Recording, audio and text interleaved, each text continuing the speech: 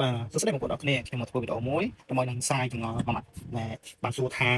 ក្បាលបដូរអេកេនក្រុមហ៊ុនសិង្ហបុរីហើយនឹងបោះចិននឹងខុសគ្នាមិនបាទសំណួរហ្នឹងក៏សួរថាតើយើងត្រូវមើលមិនឲ្យដឹងថាអាណាសិង្ហបុរីអាណាចិនអាណារបស់ក្រុមហ៊ុនបាទអញ្ចឹងរូបរាងខាងក្រៅមើលទៅអត់ចែកដាច់ទេបាទដូចគ្នា100%ទាំងអស់បងប្អូនណាបាទអញ្ចឹងអ្វីដែលយើងអាចសម្គាល់បានបាទយើងត្រូវស្គាល់ឥឡូវខ្ញុំណែនាំក្រុមហ៊ុនមួយមុនចុះបាទរបស់ក្រុមហ៊ុននេះរបស់ក្រុមហ៊ុនមាន2 version ចាស់របស់ក្រុមហ៊ុនឆ្នាំ2025ថយក្រោយនេះគឺមាន barcode នៅលើសំបកដបនេះបាទ KHM នេះបងប្អូនឃើញទេ KHM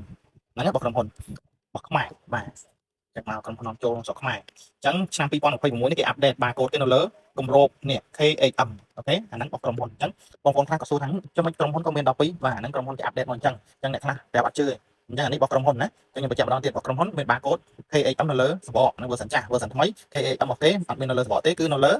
គម្របបាទនេះនៅលើគម្របហ្នឹងបាទអញ្ចឹងសំណួរសួរទៀតថាខាងចុះអាសិង្ហបុរីនេះគេមើលមិនបាទគឺនៅកន្លែងដូចគ្នានៅលើថ្នេរនេះគេដាក់ SGP បាទសិង្ហបុរីពាក្យកាត់សិង្ហបុរីមែនទេនេះសិង្ហបុរីបាទហើយចុះបោះចិនគេមើលមិននេះបោះចិន CHN បាទនេះ barcode CHN អញ្ចឹងបងប្អូនមើលតាមការគូមកសួរថាខុសគ្នាត្រង់ណាបាទអញ្ចឹងគេមាន barcode គេបញ្ជាក់របស់គេត្រឹមត្រូវបាទបងប្អូនមើលណា